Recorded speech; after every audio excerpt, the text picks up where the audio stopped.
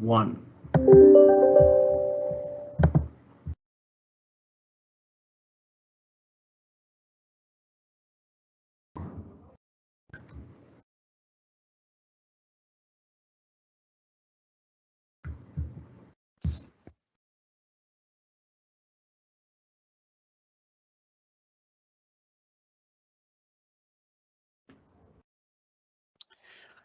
Good evening, everyone, and once again, welcome back to the Future Ready Marketer series of webinar that hosted and brought to you by Sri Lanka Institute of Marketing.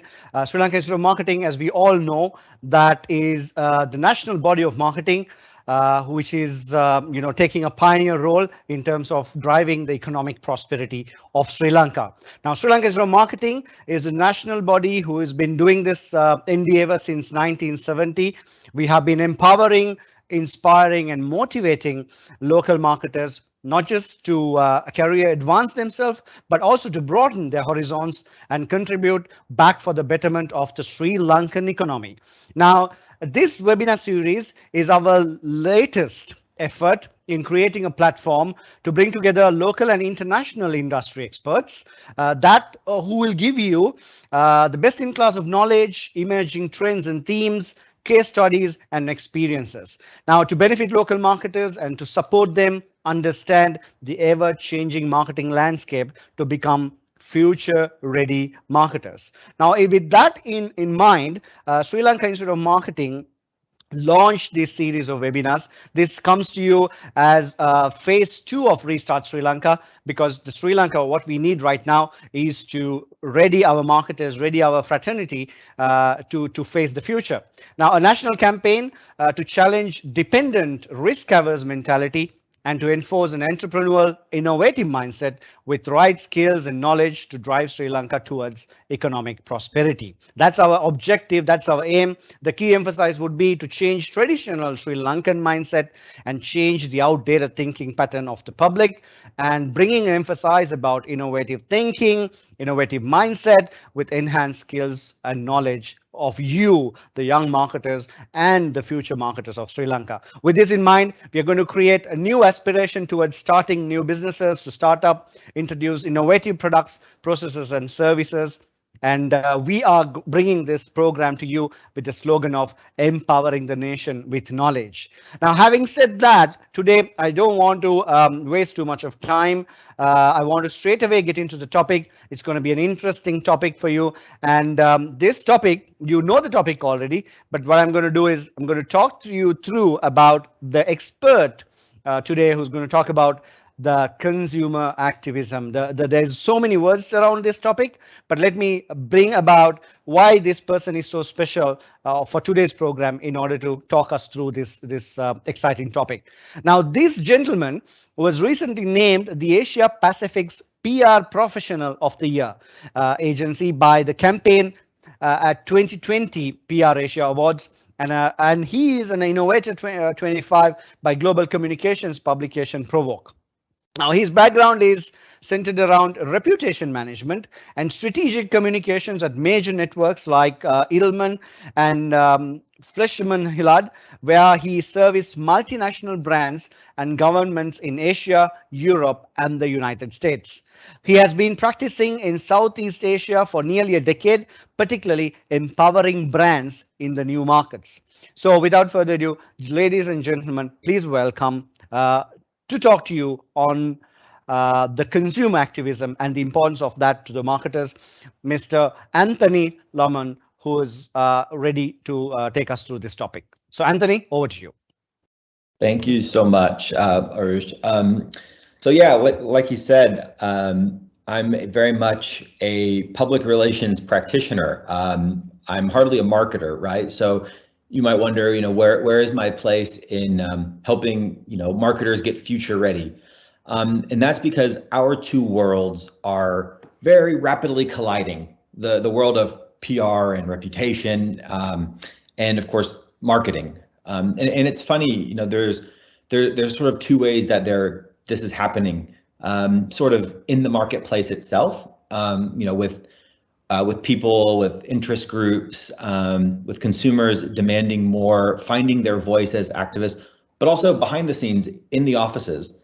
You know, it's very rare that I think you get a public relations person like me sitting in the room with maybe your CMO or your CEO. So today, what I'm hoping to really get you future ready is to bring you a bit into my world, and hopefully, you know, empower you to have these conversations, prepare your brands and prepare your organizations for a future in which consumers are having more and more of a voice, and with social media and various digital platforms, a lot more reach for that voice that before they didn't have. So anyway, without much delay, I'll load my presentation here for you. Here we are. So assuming everyone can see this, let's see, here we go. So consumer activism, right? And why me of all people to talk about it? I feel particularly stronger now than I ever have. You know, my career for the last 7 years or so, 8 years, has been particularly focused on Myanmar. And a lot of you may know Myanmar is going through its own particular set of struggles at the moment. So where consumer activism is, you know, very much a force that brands are having to navigate. And I mean, this is true around the world. So I started with this slide for a very specific reason. I want to get the boring definition of consumer activism out of the way, but it is important that we all sort of are speaking the language here. So I'm calling it collective action taken in a market in the form of consumption or withdrawal based on a political, ethical, and moral stance. What this means essentially is a group of people, large or small, you know, taking an action for or against a brand or product. So when I say consumption or withdrawal, I think most people, when they think of consumer activism, they think of withdrawal. They think of boycotting, right? Stop buying that. Don't buy this brand, buy that brand. That is common, and that is usually what people think of. However, you're also seeing consumer activism nowadays in the form of consumption, which I'll go into later, what we call boycotts. You know, because I am this group, or because I identify with this consumer group, I will buy this brand. And I think it's good, and it can be dangerous, you know, for some brands who don't really want to tread into those waters, or don't know how to tread into these waters of activism. And that's where a PR person in the room can help you as a marketer tread carefully into these conversations. Now, based on a political, ethical, or moral stance. So that's what we're seeing a lot of these days, especially. And I divide them like this because, you know, with the political, very political climate, especially me as a American citizen live in, you know, it is important, right? We have Black Lives Matter in the U.S. In Hong Kong, you'll have the pro-democracy movement, and you're actually seeing, you know, boycotts, etc. People who are like moving into these camps and saying, I'm only going to buy this, I'm not going to buy that. Ethical stances could be things like global warming and sustainability. You know, refusing to buy on the basis of a brand or organization's contribution to something they care about or something they want to see stopped. Funny thing with Xinjiang in China, I'm referring to the Burberry boycott, and they weren't even boycotting Burberry because they did something. It's because they were not sourcing, I believe, the cotton from the province that the ongoing genocide against the Uyghur Muslims is happening. So you do have this, right? You have a lot of these dichotomies, and then finally moral, which, I mean, that comes down to, you know, just doing no evil, or people not seeing you as a force for good in their community, or in Myanmar's case, not adhering to democratic norms or government, you know, transitions of power. So anyway, as you can see, there's so many issues that you can get into, you know, as a brand, but I'm here to sort of make you feel better about that a little bit later. So let's go more into the world that I live in. So this is the way I see my life as a communicator. Seat at the table, you know, got the CEO on one hand, the CFO here, everyone's listening to me. They care about what I have to say. You know, that's it really. You know, that's how I see my life. But the reality is, this is really what my life is like. You know, mostly no one cares. And that's just the sad truth, especially when you're talking to CMO. You've got your really cool, flashy ad agency or the tech savvy digital agency here. There's a lot of sexiness going on in the room, and the communication person is usually the fuddy-duddy, like, oh, let's not do this, maybe let's be a cynic, let's do that. So really, like, you know, we end up being the nice guy in the room, or the cynic in the room when everyone's trying to move forward, and oftentimes we're not extroverts. You know, that's a big misconception of the PR people, is that we're, you know, event planners and, you know, rock star media relations people. But truthfully, we are strategists, we are psychologists, we do live in a different world. But the good news is, all of you marketers are a lot more important.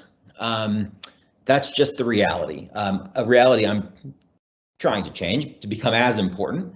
But let's be honest. I mean, you guys will have power as future marketers with the CMO. The CMO has a lot of sway with what goes on in the direction of the company, because you marketing people, apart from the CEO, you really build the face of the company. And the face of that company, when it's public, you open yourself up to a lot of scrutiny. And that's sort of where the communications team needs to come in. But anyway, all that aside, I will sort of help you today. I will equip you to have the strategic communications background that will let you have these conversations and steer you out of trouble and hopefully into success as a brand. So while we're talking about my imaginary world, I want to introduce you to the CRO. This is my imaginary friend that I try to bring into these kind of meetings, you know, with the CMO and stuff. So, you know, it's the Chief Reputation Officer. And in a perfect world, this is somebody who brings together marketing, PR, technology, even as much as the production, logistics, supply chain, human resources, because the reputation is formed by so many different factors that I think it is really important that, you know, we realize that it's not all about media monitoring and crisis management. It's not all about, you know, the next flashy ad campaign. There's a lot of intangible but very, very real value in a company's reputation. And that reputation can be under threat in a number of ways, or you could be missing opportunities to bolster that reputation. And when you do have a strong reputation, when that's something you deliver and measure to your CMO, to your CEO, your organization will be able to hire better people, charge higher prices, and get better rates from suppliers. You'll be able to get more earned media and more positive interactions with government and celebrity type stakeholders, public figures.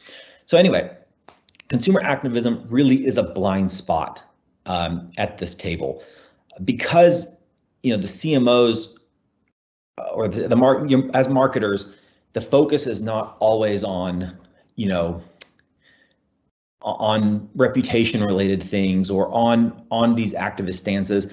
Oftentimes, you know, the communications department, they do look out for this, but more in the context of protecting the brand or reactively managing potential issues, rather than proactively getting together with the marketing team, the CEO, and saying, why don't we take advantage? You know, does this align with our values as a company? Can we own this? Can we create something around it? Because anymore, I think this type of marketing done well will stand out.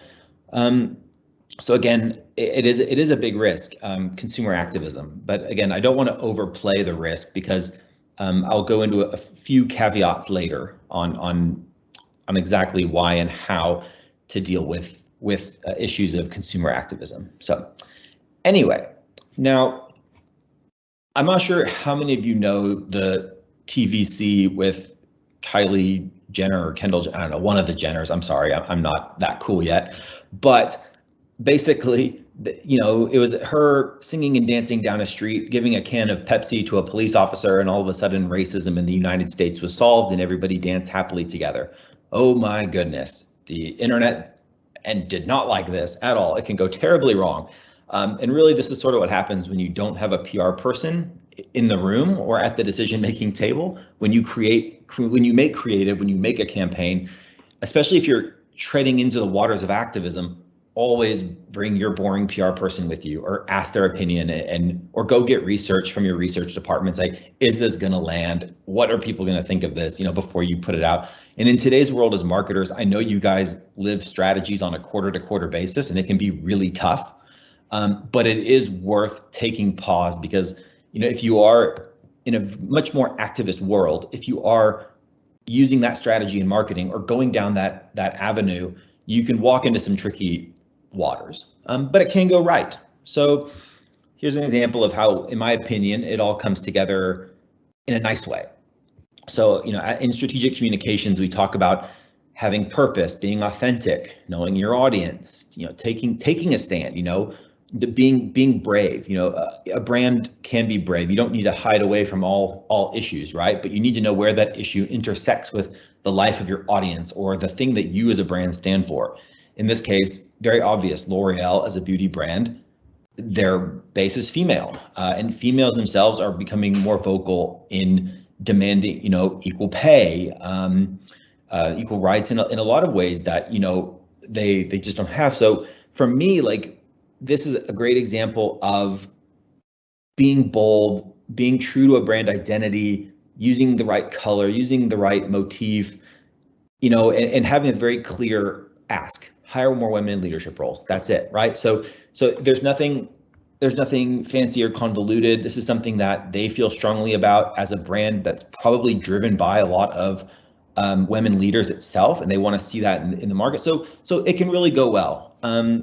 And I think this ad might have been done by a PR firm, but I don't know. Anyway, so on that note, I want to talk to you guys a bit about how reputations are made, because, you know, if you are to go into this water, tread into these waters, or learn how to manage or navigate difficult issues around activism, or if you just want to encourage your brand to stand up for its values or have a purpose, I think that's a really good thing to do, and that's really going to be the direction that you see a lot of brands go. And the more you can do it in an appropriate way, the less trouble you're likely to get into from consumers. And you may always come up against some sort of opposition. But anyway, what does this mean, right? What are R equals P plus B plus C times AF, right? So that's a very, you know, interesting way to define, you know, how do you create and how do you solve for reputation? And this is a generally understood formula with a lot of leaders in communications, even, you know, around the world, strategic communications and reputation management specifically. I think this is sort of first created by a guy, Tony Langham. But anyway, he and his wife have the leading independent PR firm in London. But anyway, reputation, right? It's a function of a lot of things. And the 5 areas that make a great reputation are usually the same, no matter where you go in the world, no matter who you're communicating with. It's 1, are you good at what you do? Do you make an excellent product? Do you provide an important and valuable service? And do you do that well? Behavior, you know, are you doing the right thing? Are you like, for example, Nike getting into the issues of sweatshops, underpaying their workers in the 90s, right? Are you mistreating suppliers? Are you covering, are you trying to cover things? Have you been caught for covering things up? There's so many ways, it's just basically is your company doing the right thing or not? Number 3 is purpose, right? Does that brand, are they being true to the purpose? Do they have something beyond profit that they go out and they try to do? The 4th is having a strong CEO. Do you have a CEO who is a public figure, who is looking out for more than just the bottom line, but your organization's role in society? Can you bring your CEO into your marketing, into your communications? Can you position him as a thought leader?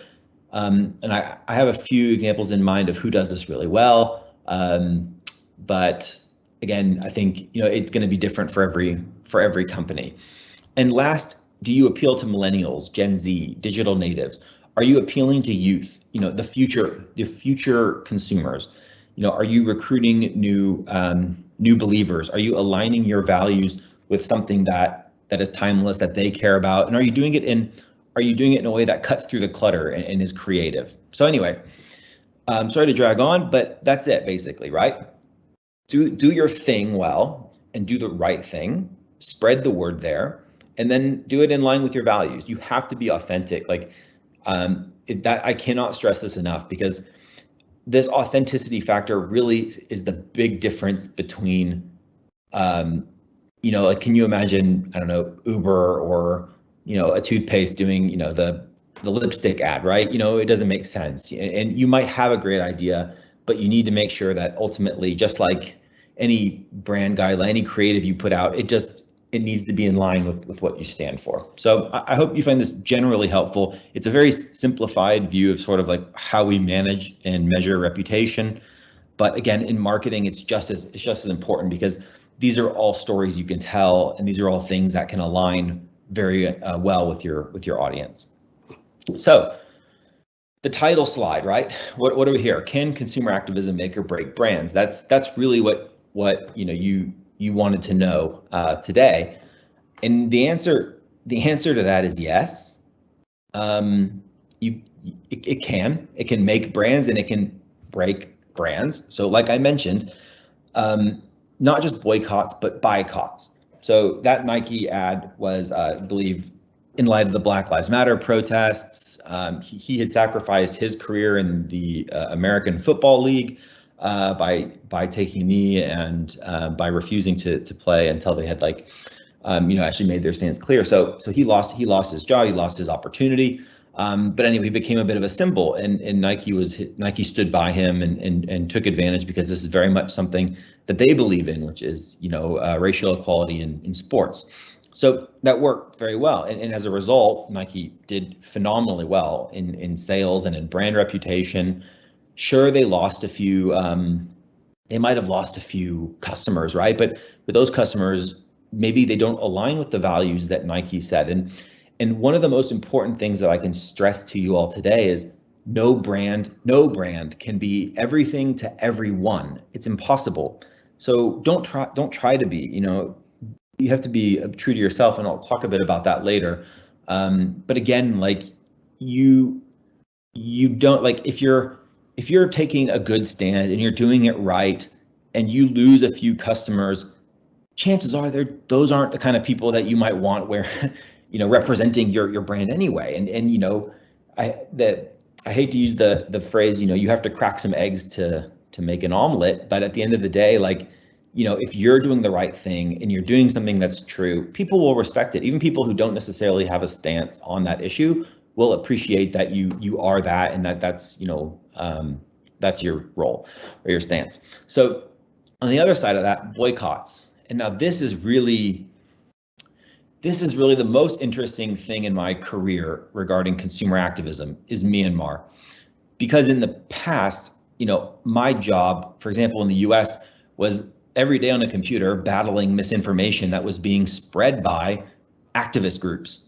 Sometimes activist groups are the ones lying and fudging and saying, oh, you're killing children, you're, killing the environment, you're hurting farmer, so there's so many, claims that a lot of groups have their own interest in spreading. So I was very, very, as a PR person, on the side of, almost always on the side of brands and of companies in these sort of dichotomies or disagreements or conflicts of thought. But now in Myanmar, it's sort of an amazing thing to see, because the Myanmar beer, as you see right here, is a military brand in Myanmar, and the military has never been particularly nice in Myanmar.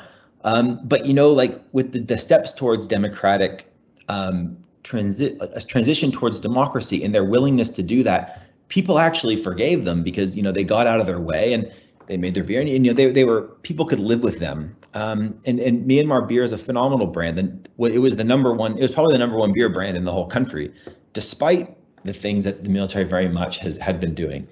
But then, you know, when they essentially thwarted Myanmar's attempts to transition to democracy, when they really went out and egregiously, you know, harmed consumers, the consumers responded with a boycott that the likes of which I have never seen in my life. So Myanmar beer went from the number one brand to a memory, I mean, overnight. So absolutely, you need to be aware of, you know, what it is your brand stands for, who's the interest in your brand, and what does it do, and how does it spend its money? You know, because I think this is a situation that could have been managed even in advance, right? Because it's a huge risk factor. But I think understand your brand, understand what is the contribution that you're making to society, you know, or your shareholders. You know, where does the money go, and to what purpose or to what end does that go? And so anyway, for me, like, I would have told you that no, you know, consumer activism cannot break your brand, but for the first time in my life, I saw it really, really break a brand. Now, I'll say yes, but, because there's a very, very big but at the end of this. All these brands, Uber, Starbucks, Kit Kat, Nestle here, British Petroleum, Nike, all brands that we know very, very well. And all of these are pictures from very big boycotts, for very, very good reasons for the most part. And the most funny thing to me, if you'll look carefully, you see Starbucks coffee. It's being on the right-hand side protested by white American Trump supporting evangelicals, Christians. And then on the other side, it's being protested by Black Lives Matter advocates. What a position for a brand to be in. You have two ends of the spectrum, both of them hate you.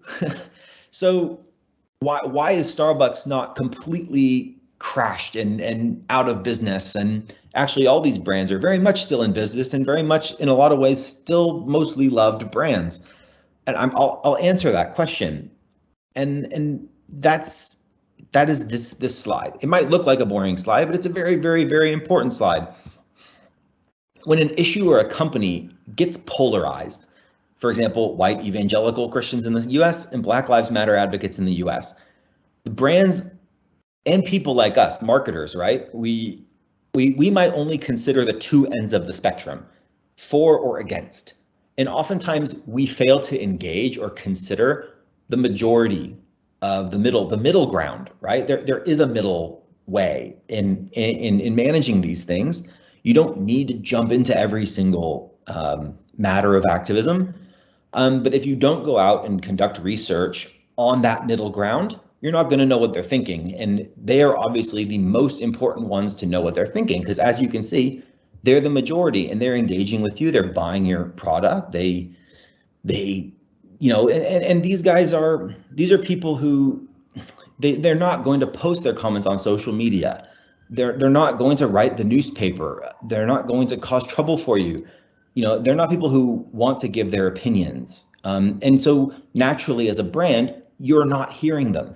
And it's very important that these are the ones you listen to the most, because it represents the largest opportunity. So you have to find those people, understand how they feel. Majority of the time, those people in the middle, they understand the nuance of an issue.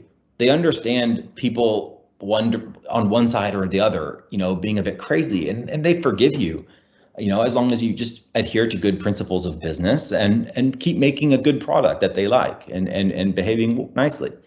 So that means this area, that's really what we would consider the battleground for you as a marketer, or for me as a communications person. You have the interest groups here on the left, right? Those are your lobbies, your NGOs, your passionate groups of young consumers who are standing up for causes. I mean, and not that that's not important. And you have your customers. You have those who already believe in you and already love you or advocate or buy your product or subscribe to your service. So and it's very much a battleground because these interest groups are trying to tell people not to patronize you, or they're trying to get you to change the way you do things. And it's not to say you shouldn't listen to them, but there definitely is value in engaging with these interest groups. And that's where your PR firm comes in, really, is understanding stakeholders, mapping them, and how you engage with them in a meaningful way. So you guys in marketing can get on with your job and tell the great stories of your brand or your people or your product. So we do work together, and we should work together, or at least you should have an understanding of what are the forces acting against your brand, and should you engage on that or not, and whether or not you engage should come down to how well you understand what the majority of your customers or what the majority of your market is thinking about an issue or is thinking about you. And that is the job of PR, right? To have the ear to the ground and to influence what that majority thinks and reads. And so it is a symbiotic relationship between marketing and PR. And anyway, so nextly, I just wanted to put a little FAQ because for me, I don't want to bore you with a lot of text heavy slides. I just wanted one that was going to be sort of guiding the key points. So firstly is, do your brands, or do you risk alienating customers if you take a stance? And like I mentioned, not everybody can be everything to everyone. So if you stand for some sort of universal values and you act in line with those values or your purpose, you really should not ever have to worry. And that's important. And then the next one's a bit harder, which is, how do you decide what debate that you should get into? So debates can start playing out very, very quickly. From social media, a post can go to a web media, which can start being picked up in your traditional media and your TV broadcasts. And oftentimes now, with social media becoming just part of culture, that can and does happen frequently. A very good example is former President Trump in the US. A tweet could become an international headline overnight. So again, right, so these debates, having social listening, having a mechanism from your communications, your PR team, to capture that feedback and understand that feedback and the potential implication for you is important. But again, do the homework, find out what people are thinking. Is this an area where you do have a value that resonates? Is it about, are you a brand for women discussing an issue for women? That's very much a place. Are you a men's brand who wants to look, about for men's mental health or men's rights? It's okay, right? Like, you just have to know your audience and have to understand how they feel, and then you can decide, do we as a brand identify with that, and are we happy to create communications or create campaigns that celebrate that purpose? And that's important. And lastly, with customers voting with their dollars, how do we navigate that, right? What I want to tell you guys is, don't chase those dollars. Don't get, and I've seen too many brands, every 3 months they have a new strategy and they want to do some CSR or do some reputation marketing campaign about how they stand for this thing that their customers are talking about. But I mean, then you really risk being inauthentic, and it's the boy who cried wolf, right? If you keep saying, oh, I'm this, and then it comes time for something really big that you want to own, people might say, oh, these guys just get in on everything. It doesn't really mean something to them, and you miss an opportunity to land big impact. So anyway, definitely don't ignore the majority. So yeah, I think lastly, I wanted to leave you with this note of authenticity. Which is being real, right? And what I want to say is, being authentic is cool, and what's not cool is tokenism. Like I said, chasing those voting dollars. Don't try to be everything. Don't be something you're not. This is stuff that, when we were all kids in school or in university, right? These are lessons we learned, and it's no different for brands. It's no different for the identity and the personality of the brands we work for. So be cautious about the trends you decide to follow. You don't want to end up falling on your face. And, we've all looked at old pictures of ourselves in silly clothes or things that were popular at the time that all of a sudden became not popular or actually downright ridiculous in 10 years. So again, right, same with your brand. In the internet remembers everything. Everything you do as marketers, even if it's one little thing, it will be remembered. It will be there somewhere. So again, quality over quantity is important.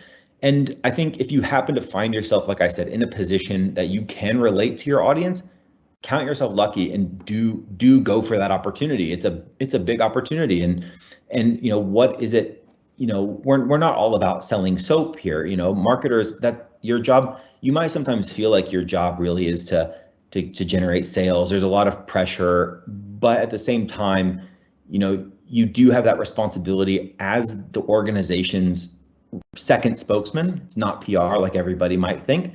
So, you build that face, and then, when people love your brand, you in turn have something you can really sort of be proud of, as opposed to just driving numbers, which of course is important, but you can do both. So anyway, that's it for today. I think I'd like to open the floor to questions now, or over to you, Arush, to see what we do next. Yeah, thanks, Anthony. Appreciate those insightful thoughts that you presented.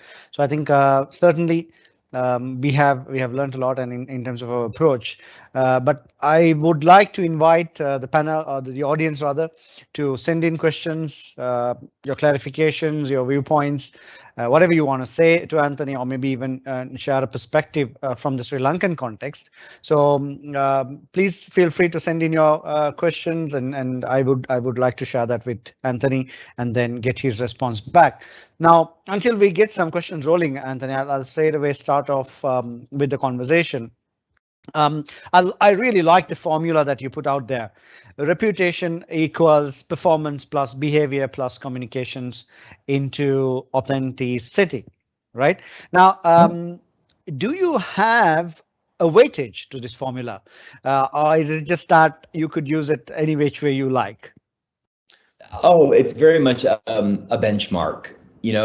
So I wouldn't say it's something you need to go figuring out on your whiteboards tomorrow at the office, but no, it's really a benchmark. And actually, you can weight it sort of any which way you like. I mean, obviously, the better you look at brand like Rolex or Unilever, you have brands that sort of hit it all on the spot, and that's great, right? You should adhere to do as good at each of these things as you possibly can. But if you can't, you can overdo one. You can just be extra good. Do extra good or be extra good. In the case like Tesla, I don't know if you guys know, they would make a phenomenal product, and they don't spend $1 on advertising or $1 on PR, but their product's so innovative and so good, and their CEO is so engaged, they don't really have to, and they don't really, yeah. So I mean, it depends how you look at it. Yeah, I would just say aspire to do all, but if you can't, do your best where you can. Yeah. So Bob, my question on that is really to see is there order of priority, because I think it's very important to understand. So what you're really saying is that this would depend in terms of the context that you're operating in, and the kind of organizational brand footprint that you want to present to your audience. So if you could either build your dominance on performance, or if that is not right, then you can build it on behavior, or then comes down to communication. So yeah, you could actually change the priorities in which way, whatever way you like, yeah. based on, but it has to fit into your whole proposition, isn't it? It cannot be copied by someone else. Exactly. Yeah, that's very true. And it's challenging for products where they're all sort of similar, or they are the same. You can only innovate so much on soap, for example, or on shoes. I mean, there's only so many things you can do. Maybe, I don't know, it might be, I'm just speaking for an illustratory purpose, but yeah. So if you do that well, start finding other ways to get in, to the conversation. But yeah. Yeah. So Anthony, on the flip side of this question is that you look. I mean, if you look at reputation management, I like that word that you used. Now, in reputation management, if you have a reputation, I mean, the four quadrants that you put down there, like do your thing well, do the right thing, spread the word in line with your values. Now, generally, the reputation management become a crisis management when these each one of these pieces go missing. I mean, if you do So your thing wrong and not doing well, uh, what do you do? yeah, How do you manage reputation there? yeah. No, the contrapositive is true, and that's definitely where you get on the phone with your PR team and say, please help. But yeah, I would say, and it's not always a bad thing, and sometimes a crisis can be an opportunity.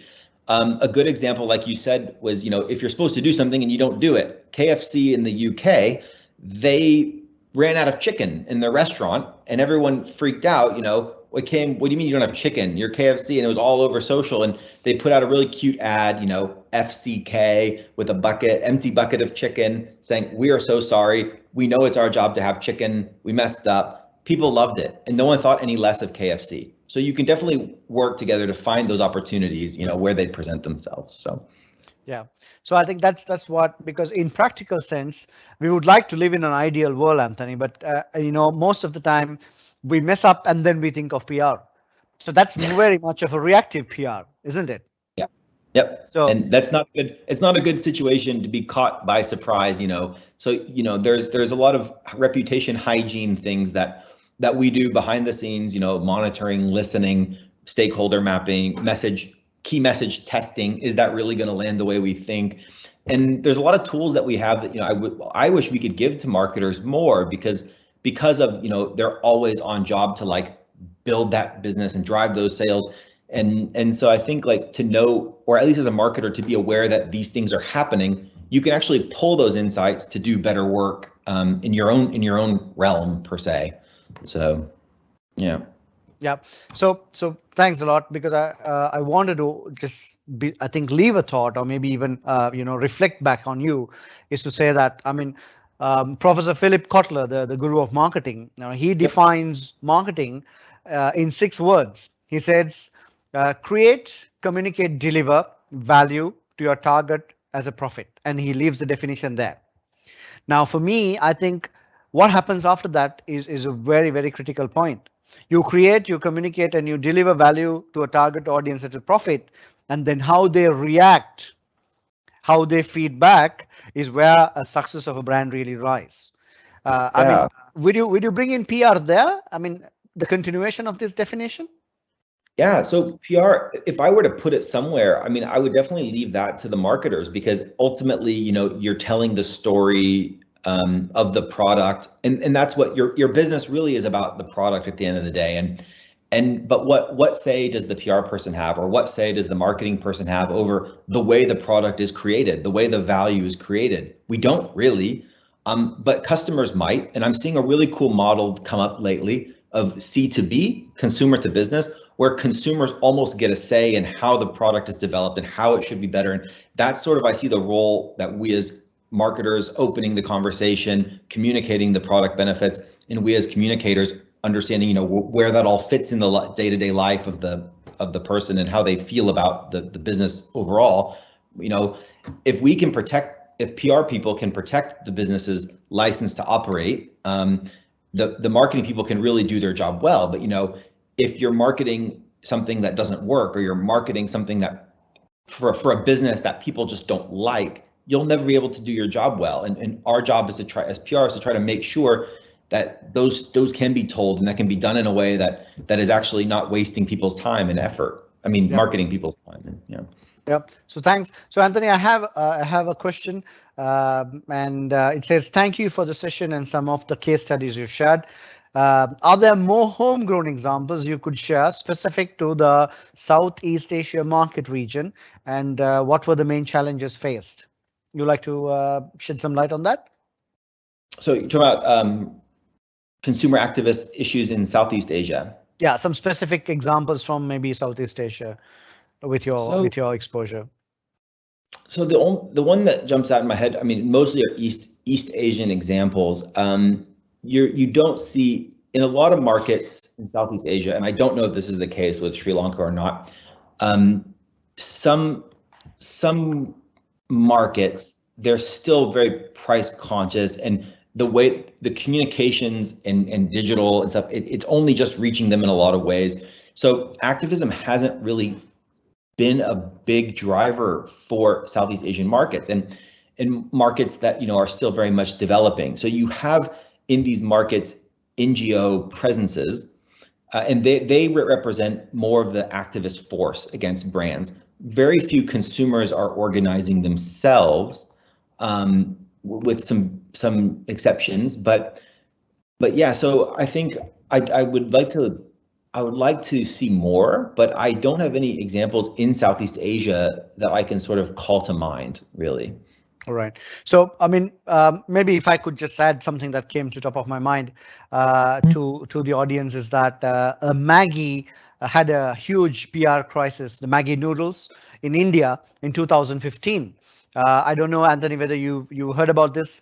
It's a No. huge issue where the Indian regulators banned Maggi noodles in April 2015. Yes, that's right. And then, and there were, I think the numbers, if I'm right, there were 35,000 tons of noodles were stored in the shelf, was taken out from the shelves in India, and I think I've studied and referred a lot of these material with related to this case, which finally came out very strongly as a big PR blunder, nothing to do with the product. So maybe that would help. Something that, in my knowledge, one of the largest scale PR crises that happened in close to Sri Lanka, at least. Yeah. So let's once again a reminder to our viewers. Please send in your questions. A great forum to clarify your thoughts or your doubts. This is a very, very interesting topic because today marketing is very much defined by the power of consumers. And especially on that note, Anthony, I want to touch upon in today's era of marketing, which is you spoke about millennials, you spoke about Generation Z. I've heard about this term that says Generation C, which is the connected generation. It's always connected 24/7. Now, how do you think a topic like reputation management, strategic communication is becoming more relevant in this context? Oh, well, I mean, I foresee a lot more headaches for us PR people, and for even for marketers, right? Because brands are sort of having to keep up with this always on, and what's cool today might be stupid in a week. By the time you get your creative out and send it out, you might end up being tone deaf to some of these things. Using a word that might come into fashion for a week or two and then drop out. So I mean, it's hard, but I think Gen Z, I love this consumer a lot. They're engaged, they're interested, they're always on. Their attention is harder to earn, but they do appreciate, I think, a different flavor of marketing. The marketing of our parents' generation, or of our big brother and big sister like me, even of our generation, it's not going to quite be the same for them. They sort of are irreverent and self-absorbed, but still a bit it's going to be really interesting. And I think brands, it will be interesting to see which brands are able to keep up and which ones aren't. But I think digital is going to be the most important, not just channel for communication, but for your operations. It's not just something you tack on now, it's something you have to integrate into your entire existence. Your website might become your front page, or your app might become your storefront. They're going to be interested in what brands are doing. Like, there are certain brands I think are doing well, like Slim Jim, which is I think a beef jerky brand. They're all over Instagram commenting on every single post that comes out that their audience follows with ridiculous comments, and there are ways to do it. And I mean, I hesitate to actually provide case studies, and I didn't want this conversation to be a case study conversation, because honestly, I think it's a little lazy for us to MD, oh, here's some things that happened before. That's but we don't live in that world, and especially in PR, every problem is pretty much different than the one before it. So right. So how you go about addressing it, and if you want to address it well, you should do it in a way, I think, that's governed by the situation and not governed by, oh, this brand did this. And same with marketing. You don't want to be follow the leader. Half of the fun of our job is trying new things and weird things. And I think Gen Z will really respond well to those new things that you want to try. So right. I would say open. Yeah. So I think, again, interesting perspective. With COVID, the whole pandemic, people are becoming more and more digital savvy. The presence is more on the digital world. So insightful thoughts there in terms of how brands and organizations should become more serious about this whole strategic communications in managing reputations. Now, I'm going to go into a slightly different perspective, Anthony. Now, in Sri Lankans, we most of these marketers who's listening in from Sri Lanka, so I'm going to make it a little bit more focused towards them. In a country like Sri Lanka, now, I mean, where consumers don't demand much, this is a general sentiment. We are more tolerable. We as a nation, we are not very rude to people. Even if we don't like something, we don't go and say, hey, look, I don't like what you're doing. We are very, very tolerable. As a nation, we have this within us. Okay. Now, in this kind of a context, compared to many other developed nations, let's assume for a while that Sri Lankans don't boycott in your first presentation. Mm-hmm. Sri Lankans don't boycott. Let's assume. Now, do you still think in this type of a concept, we should be thinking of making use of this topic? If so, how? Yeah, I mean, I think like I mentioned, boycotts, they are very much an extreme, and very rarely do they work, even in markets where people like to fuss and they like to complain. Boycotts are more relevant. I mean, I don't know if it might be that, like, you don't mention something you're unhappy with, or, that some bad news comes out and no one's going to outright, but it may be a silent. I guess you need to know when they go into the store, how are they thinking? If they have a choice, I can choose a brand that I read about that did this thing, or I can choose. So it may be even a harder thing for Sri Lankan marketers and communicators to have to manage. Like I mentioned, the silent majority from my presentation might be a lot more of a majority. It might be everyone, which would underscore the need for good research or good proactive PR to sort of build up that image that will resonate the most with them. But you need to it'll be an extra legwork in trying to find out what they think, because Sri Lanka, like you said, maybe they don't go out and outright say something, but I'm absolutely sure they'll have strong feelings towards or against. Yeah. Why I'm framing this question like this is more complex, Anthony, because when someone comes out and tell the marketer, look, hey guys, listen, I don't like what you're doing. We have enough and more opportunity to fix it. But if someone doesn't tell you explicitly and they like the boycott is inside their mind, they go to the shelf and look at you and say, hey, I don't like you. It's very difficult to predict that type of behavior compared to being very explicit. So that's why I wanted to know how and what you advise on context like this. How should marketers really take this into account? No, I mean, definitely. Research is important, and I mean, a good kind of like you mentioned, Philip Cutler for marketing. We have a similar quote for PR. I forgot who, maybe one of our old PR people, founding fathers of PR. They said that, it's a combination of psychology, of marketing, and of journalism. And I think the psychology, people oftentimes forget that you do need to know what people are thinking, behavioral change.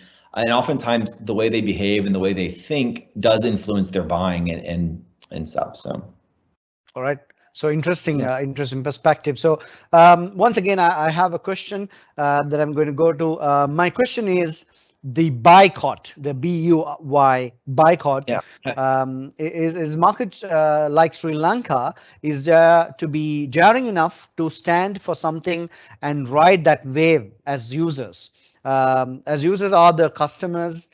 Let me rephrase this. Okay, my question is, the boycott is markets like Sri Lanka, is there to be daring enough to stand for something and ride that wave as users? Are the customers there yet, or is it more of a either urban centric in a country like SL or more aligned with developed markets? I think what he is trying to ask is, do you think the customers here are in that stage in terms of who people would support purely because the brand is supporting a movement? Yeah, so I'm definitely no expert on Sri Lankan consumers. But that being said, everybody has things they care about, be it their family, be it their community, be it their government, or how their policies affect their livelihoods. There are issues that we care about, maybe some more than others, maybe some you don't realize how strongly until it gets tread on by someone or something.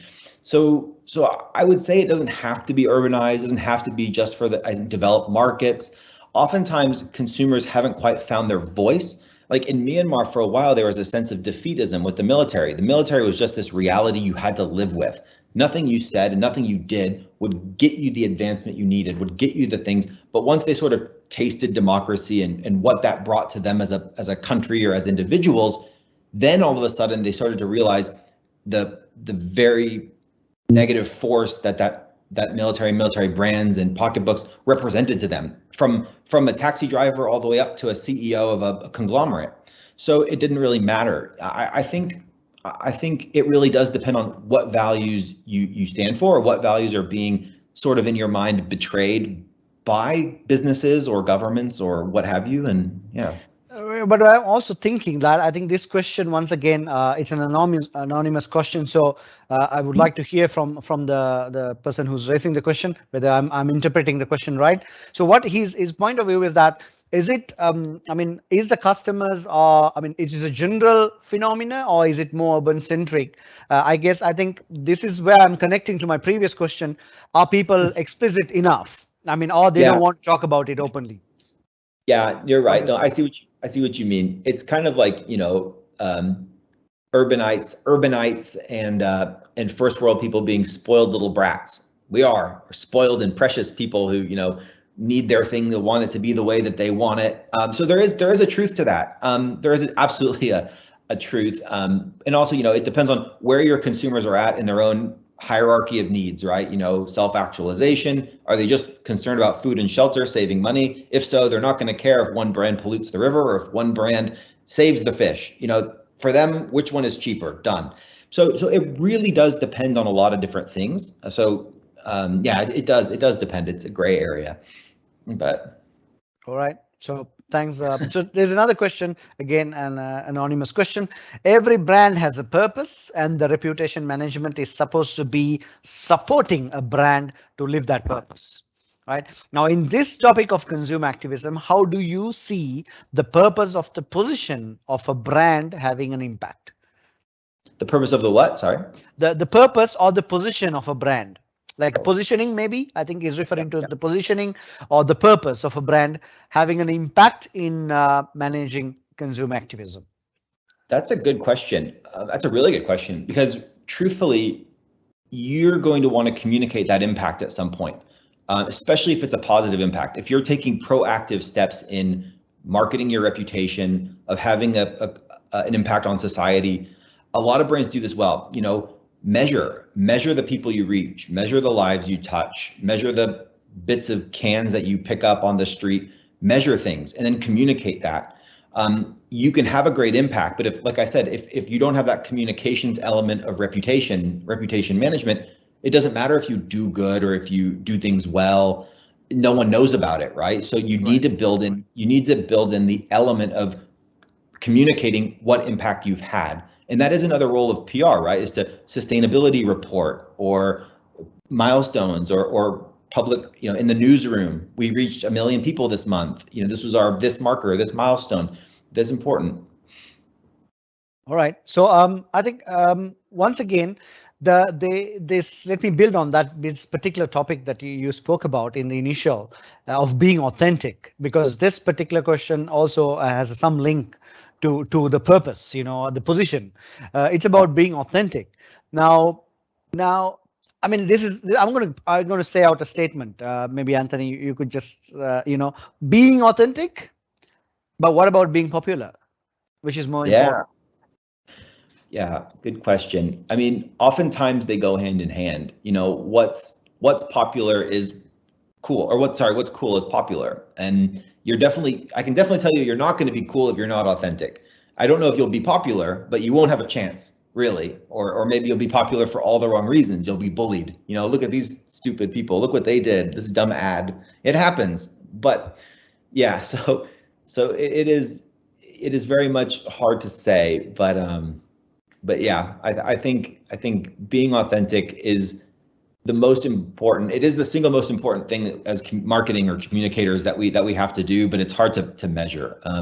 You know, what's going to make you popular, right? And I think that comes down to understanding what people expect of you, or what people want, or what people secretly wish your brand would do, or can you make a reality? Can you make something that other people are thinking into a reality? You know, it's hard. It's hard to say, but I guess there's sort of a difference. I mean, I'm going off the marketing path into the PR path because that's where I'm comfortable. But you have corporate social responsibility, CSR. I think everybody knows what CSR is, but I think the best brands have been starting to do something called corporate shared values, CSV. So whereas you sort of find where your business and your operations aligns with the needs and values of those in the communities in which you operate, and build your CSR, build your reputation marketing around that, rather than let's go donate $1,000 to this group, or let's go send some food to a monastery. And not to say that CSR is not important,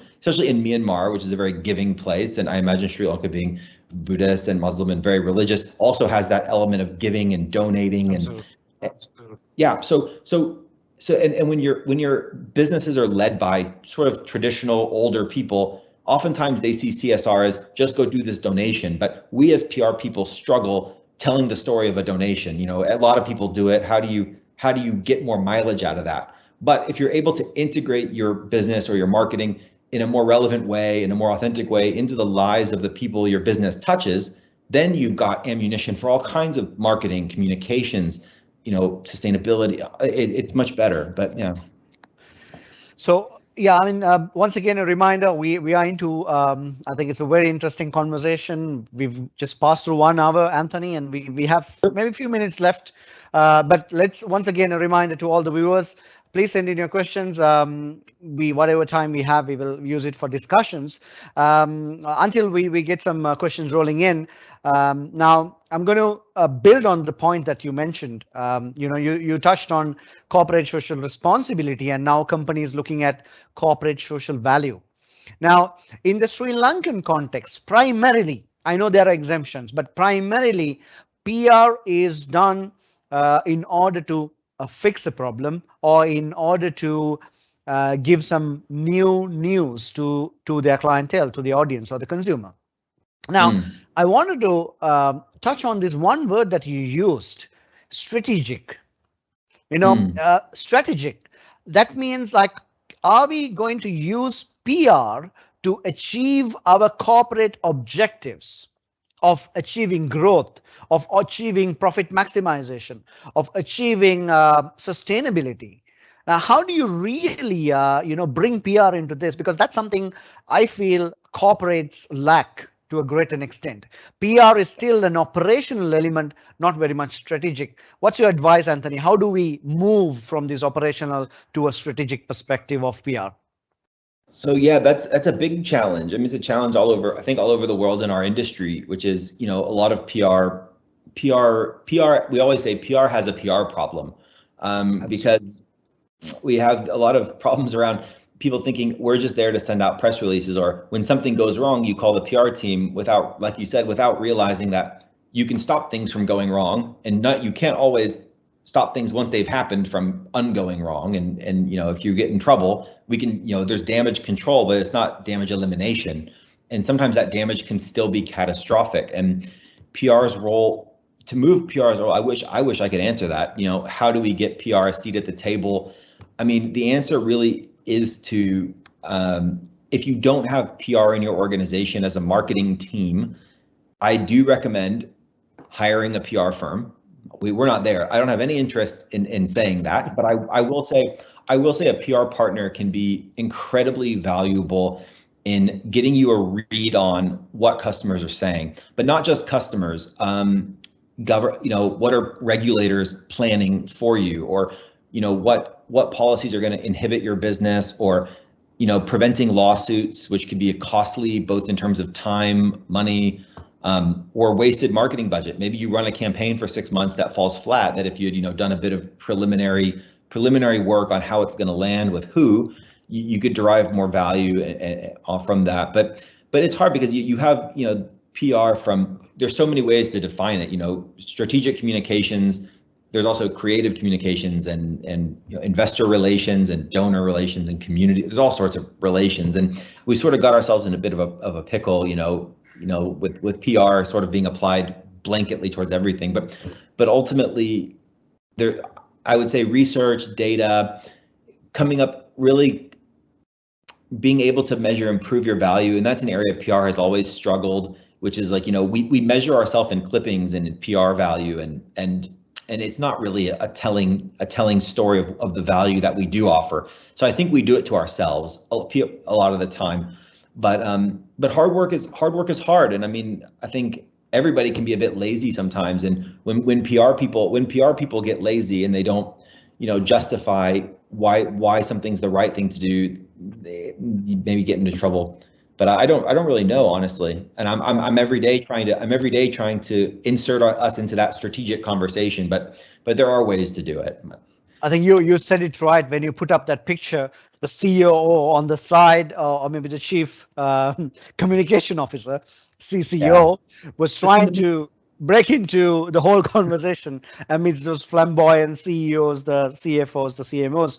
So I do understand. I feel for you, Anthony, but don't give up, because we know PR is strategic, and keep working on it until you break in. But on that note, I think there seems to be a misunderstanding of the term PR within marketing fraternity. Why am I saying this? Because we think, advertising is also a form of communication, right? And most of the time we think public relations or PR is also a form of communication. Yeah. And as a result, are we missing the hook? I mean, are we missing something important in PR communications? Because I've seen many organizations, many brands doing PR, but they are advertising. Is there a danger in trying to promote your brand, trying to promote your product, trying to push through your business objectives through PR? How do you see that? Yeah, I mean, I think it goes back to this, my imaginary friend. I think you do need a role, and I think the CMO, the CCO, the PR team, the marketing team, they need to make friends. They need to sit in the same place. They need to integrate no matter where you are. But they should not be necessarily the same department. But I think, advertising, if you look at the advertising industry from our perspective, from the agency world, there's a push. They're all trying to become PR people. Ogilvy is trying to be a PR person. Dentsu's trying to be a PR person, and Dentsu's actually doing a very good job, honestly. Ogilvy, I hope there's no Ogilvy people here. I have my own opinions about that. But anyway, no. So, but it's good. I think it's a very good thing to see that our industries and like I mentioned in the beginning of this thing, our worlds are starting to collide.